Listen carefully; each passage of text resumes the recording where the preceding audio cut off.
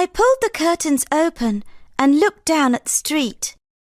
It was hot, too hot for London in the middle of July, and I was angry.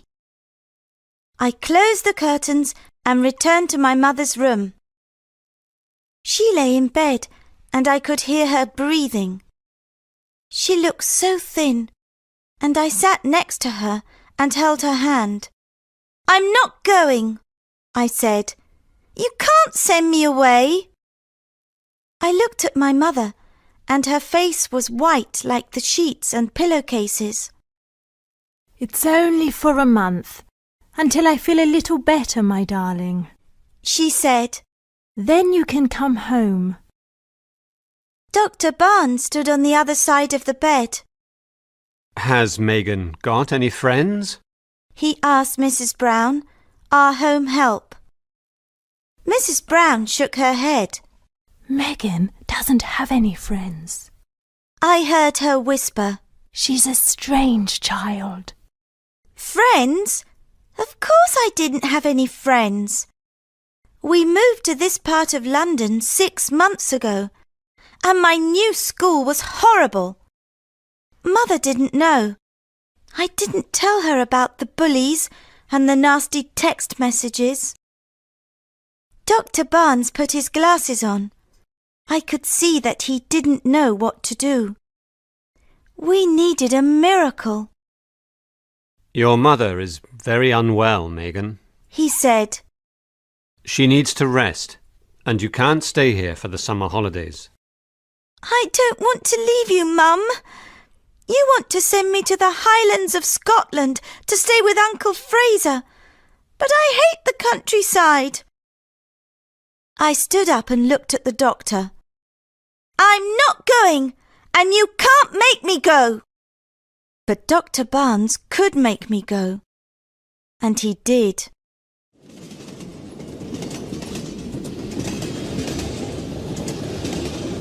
I watched the countryside change through the window of the train as we travelled into Scotland.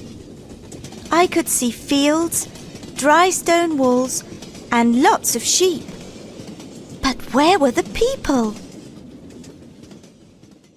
Mrs. Wallace, a friend of Dr. Barnes, was with me. She wanted to chat, but I didn't. "The Isle of Skye is beautiful. The air is so fresh," she said. I hate fresh air. I like the air in London, I said. Mrs. Wallace sighed and opened her book. We changed trains, and the next one was very old. A man sat singing quietly in the corner. He had a long white beard. In another corner, there was a woman with a basket of chickens. I looked at these people. I came from a different world. In my world, there were shops, people, and traffic. We caught the ferry at Mallaig. The wind blew my long dark hair, and my pale blue eyes searched the island for people. But it looked so quiet. "Cloud Island," said Mrs. Wallace, giving me a sweet. "In the Old Norse language, ski means cloud, and I means island. It's often misty here." I didn't answer. I could only think that I wanted to go home. We got off the ferry at Armadale, and I stood by the sea and waited for my uncle. I felt wrong in my London clothes. I took my mobile phone out of my pocket and called home. Mrs. Brown answered, but Mum was asleep. "Your uncle's here," said Mrs. Wallace. I said goodbye. Megan! A strong voice called. He was a tall man with wavy hair and a big smile. I'm over here. He disappeared behind some trees. Pulling my suitcase, I followed. But my uncle didn't have a car. He was standing next to a beige-coloured pony, and he put my suitcase into a little red trap. The journey was uncomfortable in the pony and trap as we trotted along the narrow roads, but it was fun too. I could see the bay, the seaweed and the rocks, and smell the salty sea. Seagulls flew overhead. I looked at my uncle. He had my mother's smile, but they were very different. He saw me looking at him. So, this is your first visit to Skye, Megan. I'm so pleased you're here. He said. I want to bring Mum next time when she's better, I said. His eyes looked sad. I want her to come here too. And then he took a deep breath, and there was silence. We trotted on through a forest, and then we stopped at a place where the view of the mountains was spectacular. The Coolin Range, said Uncle Fraser. This is the best place to see the mountains. I got out of the trap and looked around. It was a magical place. There was a ruined castle and below a sandy beach. The waves crashed, and I thought I saw a silvery white horse playing in the water. It ran and jumped, and I am sure that I heard it call me. Uncle Fraser! I shouted. There's a white horse! He didn't hear me, and when I turned, the silvery white horse was not there.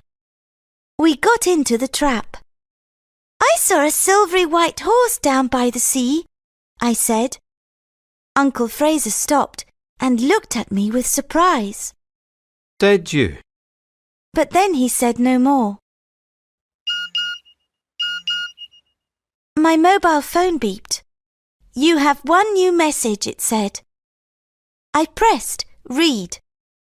Have a sad holiday. I pressed eliminate. It was from one of the horrible girls at school. I switched my phone off. I needed to forget about them. The roads were very narrow now. We're nearly home, said my uncle. I stared at him. We couldn't be nearly home. We were in the countryside. I could see some small houses, lots of animals and grass, but there was no town. Uncle Fraser turned right into a small track. Home, Darwin. Uncle Fraser said to the pony. Darwin walked slowly because there were chickens running in front of him. At the end of the track, there was a little white house with a front garden full of flowers. In one field, I could see 4 cows waiting patiently by the gate, and in another, there were some goats and a donkey. We're home, said Uncle Fraser. Welcome to White Heather Cottage. I was shocked. Uncle Fraser lived in a thatched white croft near the sea and surrounded by grass. White Heather Cottage had a tiny wooden front door, and Uncle Fraser had to bend his head to go in and out. There were 3 rooms downstairs. Inside the croft it was cosy and warm. The kitchen was at the far end, and there was a table near the window. A small fire burned with cooking pans hanging above it.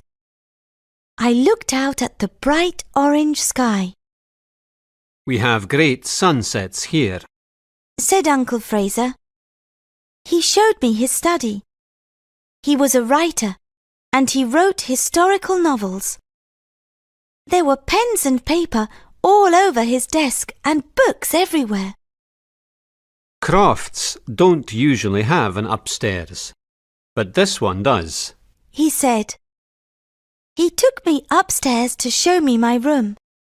It was lovely. There was a wooden bed and a red rug on the floor. Next to the bed there was a chest, which looked like a pirate's treasure chest. There was a small desk near the window and a vase of fresh white heather. There were pictures of animals and wildflowers hanging on the walls. Uncle Fraser's bedroom was at the end of the corridor. and there was a small bathroom with a bathtub and a pile of soft white towels. "It's very pretty," I said to Uncle Fraser. "But do you get lonely here?" Oh, no. I have friends who live in the village, and I have my animals. We went downstairs and had dinner. There was homemade bread, creamy butter and goat cheese. For pudding, we had wild raspberries and cream. It was a delicious meal. It was getting dark, and I looked for the light switch. Uncle Fraser saw me and smiled. Sorry, Megan. There is no electricity at the croft. "No electricity? So you don't have a dishwasher?" I said, looking at the plates. No, I'm the dishwasher. Said my uncle, laughing. "And you probably don't have a computer," I said. No, and I don't have a television. On Sky we create our own entertainment. I play the piano after dinner when friends come round, or I read by the light of candles and oil lamps. There are lots of board games in the corner, so we can play chess, draughts, Monopoly or Scrabble. Piano? Board games? I couldn't believe it. No electricity. I wanted to go home, back to my technological world. So, where is the fridge, Uncle Fraser? I don't need one. There is a cold cellar in this croft, and I grow most of my food. I milk the cows and goats early in the morning, so there is fresh milk every day, and I make my own cheese. I buy meat from the butcher's when I want it. It's a perfect life, Megan. Perfect, I said to myself as I climbed the stairs to bed. I went into my bedroom and put the candle on my desk. I looked out of my window. The moon was bright, and there were so many stars. And standing in the heather stood a silvery white horse. I woke up, but there was something wrong. Then I knew what it was. It was the silence. There was no sound of cars or traffic. Nothing. I opened my window and listened. And then I heard a bird sing and a sheep call under my window. I dressed quickly and went downstairs. A big cat sat in front of the fire. It looked like a tiger with its red, white and grey stripes. My uncle was in the kitchen. Good morning, Megan. Did you sleep well? Yes, I did. I slept very well, I said. And I saw the silvery white horse again, Uncle Fraser, before I went to sleep. My uncle looked surprised, but he said nothing and put 2 bowls on the table. Why do you look surprised, Uncle Fraser, when I tell you about the white horse? Uncle Fraser sat down. There is a legend, Megan, of a silvery white horse. Some people say it is a unicorn. A unicorn? I said. Maybe the horse I saw was a unicorn. It was a long way away, and it was difficult to see. What does the legend say? I don't know. Uncle Fraser put a big bowl of porridge on the table. A shepherd saw the unicorn, but it was 100 years ago now. This was exciting news. Who can tell us about the unicorn? My uncle poured me a glass of fresh milk. Old Mrs. McTaggarty knows the legend. She's the old woman who lives on the other side of the village. We can ask her. Now eat your breakfast, and no more questions. The porridge was delicious, and I ate it with cream and sugar. The cat came and sat next to me. This is Marmaduke. You didn't see him last night, because he likes to catch mice in the barn, said my uncle. Let's go outside, Megan. I have a surprise for you. Uncle Fraser showed me his vegetable garden. There was spinach, carrots, potatoes and leeks, and there were rabbits trying to eat the lettuce. Uncle Fraser chased them away, and they jumped over the dry stone walls. Uncle Fraser had a field of sheep, 4 cows, 3 goats, and a lot of chickens. He showed me how to milk the cows, and it looked easy when he did it. The milk squirted into the bucket, but when I tried, nothing came out.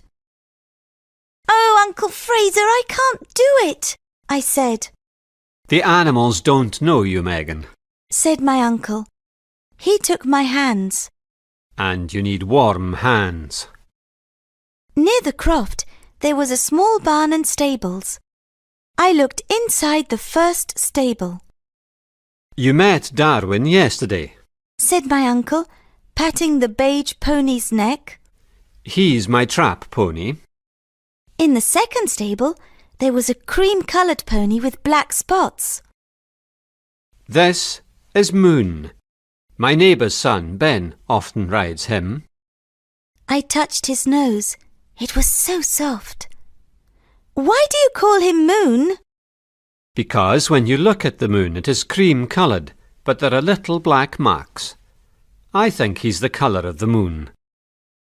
Uncle Fraser moved to the third stable, where there was the prettiest pony. It was beige with a blonde mane and tail and had big dark eyes. This is your pony, Megan, and her name is Dolly. When I woke the next day, I felt so happy. I had a pony, a beautiful pony, and I wanted to ride her. Then I thought of Mum. It was fun at the croft, but I missed her. I wrote her a text message. "I'm fine. I've got a pony called Dolly. How are you? Lots and lots of love, Megan." I pushed send and waited. I'm not too bad, my darling. How lovely. A pony. Lots of love, Mum. I typed another message. "Get better quickly. I want to bring you here." A message came back. OK. I could hear voices downstairs. One was Uncle Fraser's, but there was someone with him. I went into the sitting room. A boy stood near the fire. He was about my age, but he was very tall, and he had wavy blonde hair and pale blue eyes. He was wearing jeans and a checked shirt, and he had a box in his hands. Megan, this is Ben, our neighbour. My uncle said. "Hi," I said. Hi, Megan. Ben gave me the box. I found this. He said as he opened it. We can look after it together. Inside the box was a baby otter. It looked at me. It was so sweet. Its name is Idris, Ben said. and I think it's hungry. Uncle Fraser knew what baby otters like for breakfast. He put some homemade bread in a bowl and poured milk on it. Then he added a little fish oil. Idris loved it. He ate it all and then licked the plate. "I think he wants some more," I said. Babies have lots of small meals. My uncle said. He needs a bed. You can find a box and some straw in the barn.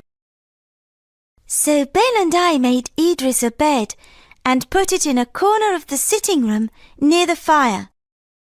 We introduced him to Marmaduke, who was not very pleased to see another animal in the house.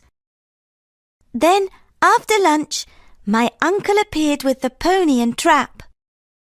Come on, you two. We have to buy Megan some riding trousers, boots and a jacket. We are in the Highlands of Scotland, and sometimes mists come down, and it can get very cold. We drove into Portree, the main town on Skye. Portree in Gaelic means King's Port. said Ben. We went to the harbour and watched the boats. In Wentworth Street, my uncle bought the clothes I needed. Then we went to the post office, and I sent Mum a postcard with a Highland cow on it. Ben had dinner with us in the croft, and after dinner, Uncle Fraser played the piano.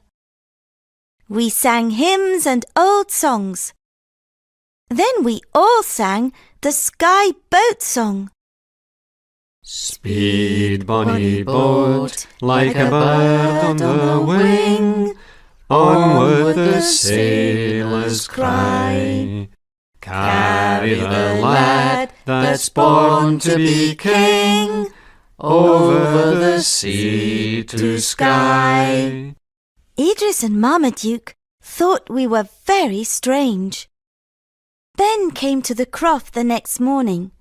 He gave me a riding lesson, and then we decided to take Idris out for a walk and pick wild raspberries for tea. Don't forget your jacket. Said Uncle Fraser. The weather looks uncertain. And don't go far. Okay, we both said. Idris was happy to go out with us. He ran and jumped among the wild flowers, and when we reached the small loch, he swam. Otters are playful animals, and Idris made a mud chute. He was very happy because now he could slide into the water. Ben and I sat in the warm sunshine and watched him. Why did Uncle Fraser tell me to bring a jacket? I said to Ben.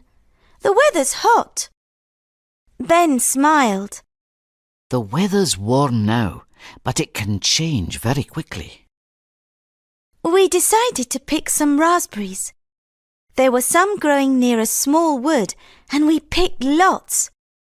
Then we saw blackcurrants, so we went into the wood and Idris followed us. The blackcurrants were big and delicious. Did I tell you I saw a unicorn? I said to Ben as we walked along a little path. Ben laughed. Unicorns don't exist. That's what I thought, but Uncle Fraser said that a shepherd saw one here 100 years ago. There's a legend, he says, but we need to speak to old Mrs. McTaggarty. Ben turned and looked at me. You want to speak to Dolores McTaggarty? Do you know who she is? No, I said, eating some more blackcurrants. We went down another path. Some folks say she is a witch. She lives in the Black House. It's the croft on the headland down by the beach. She doesn't come to the village very often. Mr. Mackey, who owns the grocers in the village, takes her food. Why do the villagers think she's a witch? I asked. Because the wild animals come to her. Eagles fly down and sit on her hand. The red deer come to her door for food, and so do the seals. That doesn't mean that she is a witch, I said. Well, you can't go to her house alone. I'll come with you. Ben said, and then stopped and looked up at the sky. A cold wind blew, and the blue sky was now grey. We must go back, said Ben, and he put Idris in his pocket. We turned round, but the mist came down. The white mist swirled all around, and we couldn't see the path in front of us. We were lost. Walk slowly and hold my hand, said Ben. It was very cold, and soon our hair was wet. Thank goodness I had my jacket. Ben had a small torch and whistle tied on his jacket, but we were far from any houses and crofts.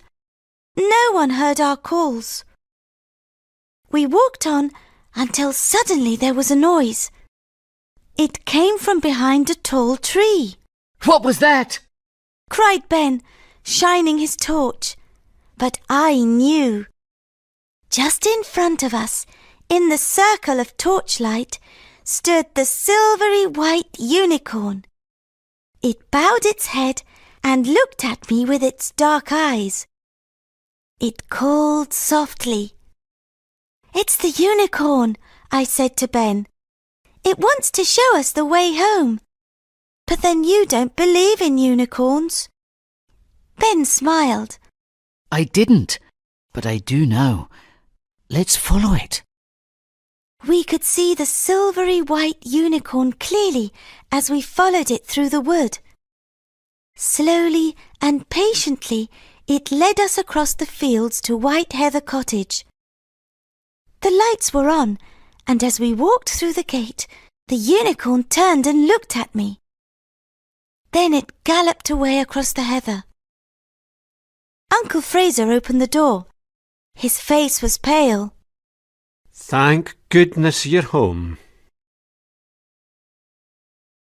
Dolores McTaggarty lived in the Black House, where the sea crashed and the seagulls flew. It was a wild place. No one went there, not even the fishermen. Uncle Fraser wanted to come with us, but we were determined to do this alone. He drove us to the grassy path which led to her croft. Take her some raspberry jam. Said Uncle Fraser. Tell her it's from me. Ben and I followed the path to her gate. But when we knocked on the front door, no one answered. "Let's go round to the back," I said. Ben wasn't so sure. She may cast a spell, he said, but he came with me. The back of the house was beautiful. There was some grass, then black rocks, and then the white sandy beach. An old lady stood by the rocks, a shawl about her head. She was surrounded by animals. Red rowan deer ate bread from her hands. Birds flew near her, and seal pups sat on the rocks calling to her with their husky voices. Near the grass, I saw puffins chattering to each other and red squirrels eating nuts. The old woman spoke to us. Stand quite still. Now move forward slowly. We did as she asked. That's right. Now come here, laddie. Ben moved to her right-hand side. She caught a young eagle in her hand and she put it on his arm. The bird looked at him. Talk to him, laddie. Tell him how beautiful he is. Said Dolores McTaggarty. Now you, lassie. She said to me. I moved to her left side. You can give the deer some bread. The deer were not afraid because the old woman was there. They took the bread from my hand. That's all for today, Dolores McTaggarty said to the animals. The eagle flew into the air. The deer went off across the field and the seals returned to the sea. Mrs. McTaggarty looked at us. Let's go in and have a nice cup of hot chocolate. The Black House was dark and oppressive from the outside, but inside it was light and cosy. Mrs. McTaggarty, here is some raspberry jam for you, I said, giving her the jar. It's from my Uncle Fraser. Dolores McTaggarty thanked me for the jam, but as she took it, she looked into my eyes. Oh, she said. The tea leaves. The tea leaves said a girl will come. She took my hand and we sat down. It's her eyes, she said to Ben. This girl's got magic in her eyes. Has she? Said Ben. We came to speak to you about the unicorn. Dolores McTaggarty stared at us. So, it's true, she whispered. Kendra, the last unicorn is back.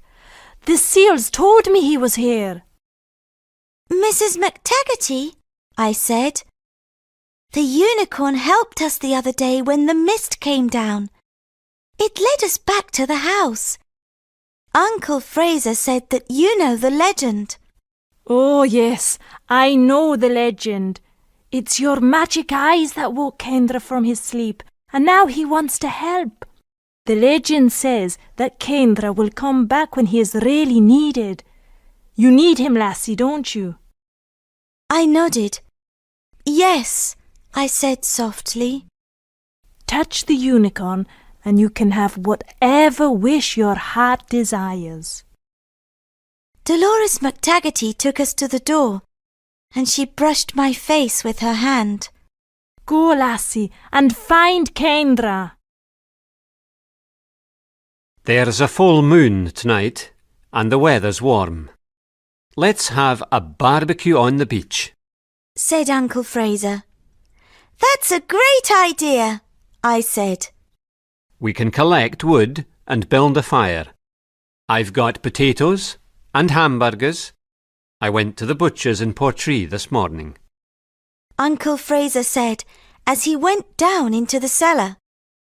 I sent Mum a text message. How are you?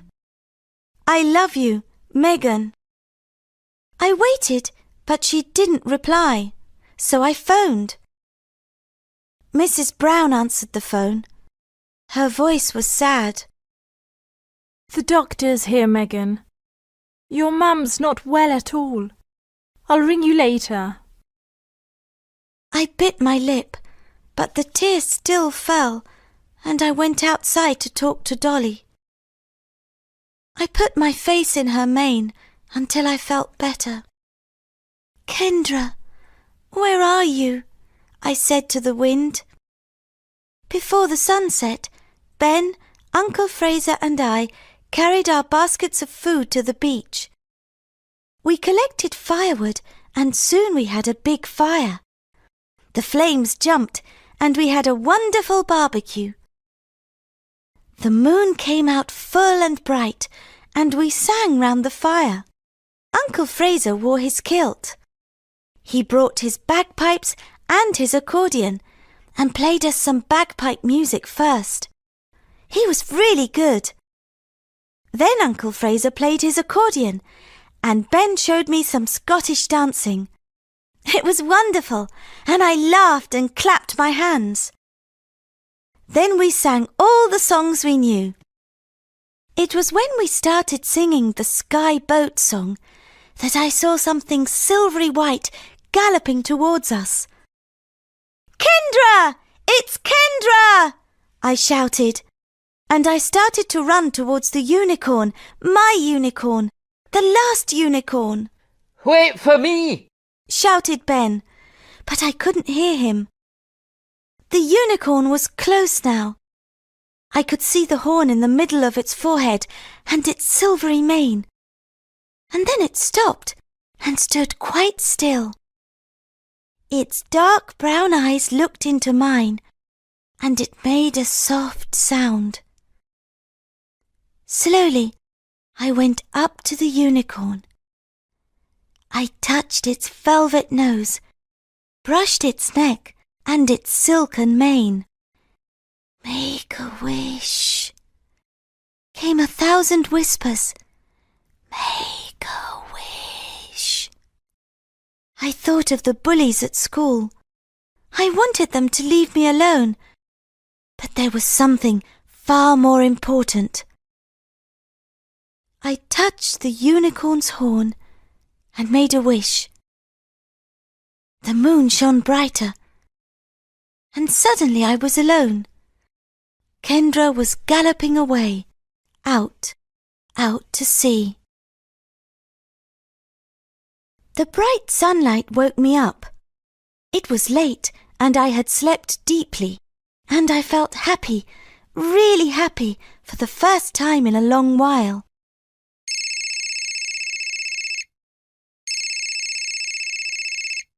My mobile phone rang and I jumped out of bed.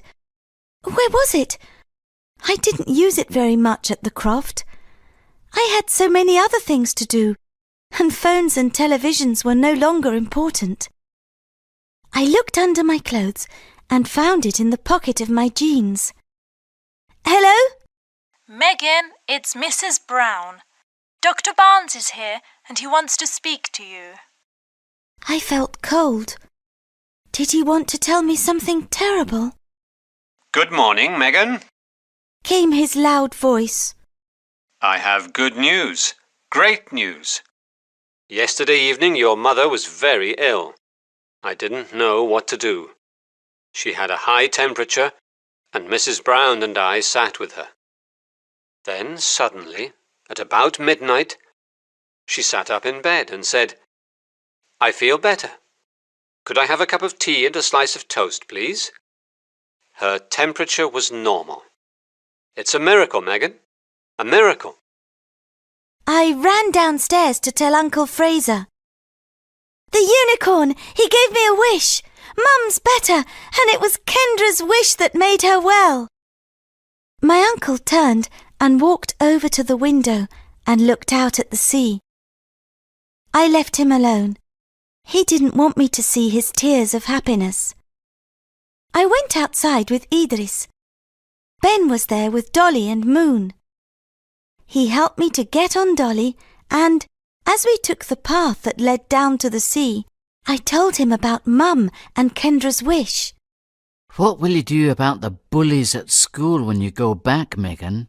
He asked. I'll speak to Mum when she's completely better, and to a teacher at school. It will be all right. I want you to come and visit me in London. I'll miss you, I said. I'll miss you more, said Ben. A month on Skye passed so quickly. I wanted to see Mum, but I didn't want to leave Ben, Uncle Fraser, the ponies and Idris. Ben and Uncle Fraser looked at each other. It was a secret look. Megan, you can't take Idris or Dolly back home, so we have a present for you. Said Uncle Fraser. It's outside in the trap. Dolores McTaggarty gave it to me, and she thinks you will be happy together. Sitting on my suitcase was a beautiful Cocker Spaniel puppy. Thank you, I said, and I hugged them. She's beautiful, but I don't want to leave you. We can write and speak on the phone, and you can come back soon, said Ben. Come back with my sister. Uncle Fraser said as he kissed my cheek. Come for New Year. We call it Hogmanay in Scotland. We have wonderful celebrations in the village. There is a custom here which brings good luck for the coming year. When the clock strikes midnight, some of us from the village go to Betty McAllister's house. We take a piece of bread, some money, and some coal. All these things bring good luck. The coal is so that the house is always warm. The bread is so there is always food to eat, and the money so that there is always money. Then we throw ashes out of the back door. Why do you do that? I asked. It's the old year leaving, continued Uncle Fraser. Then we have a party, said Ben. My uncle smiled. A fine party, he said. We sing and dance until morning. Do come, Megan. I looked at them. Hogmanay on Skye and Betty McAllister's party, singing songs round the piano with Uncle Fraser, Ben and Mum. I wanted this more than anything else in the world. Yes, I said, and I hugged my uncle again. Then it was time to go. We rode in the trap to Armadale, and when we passed the ruined castle, I thought I saw a silvery white horse arching its neck and galloping in the waves. Goodbye, Kendra, I whispered, and on the salty air there came a cry as the little white horse called out to me. Of course, we knew this was not goodbye.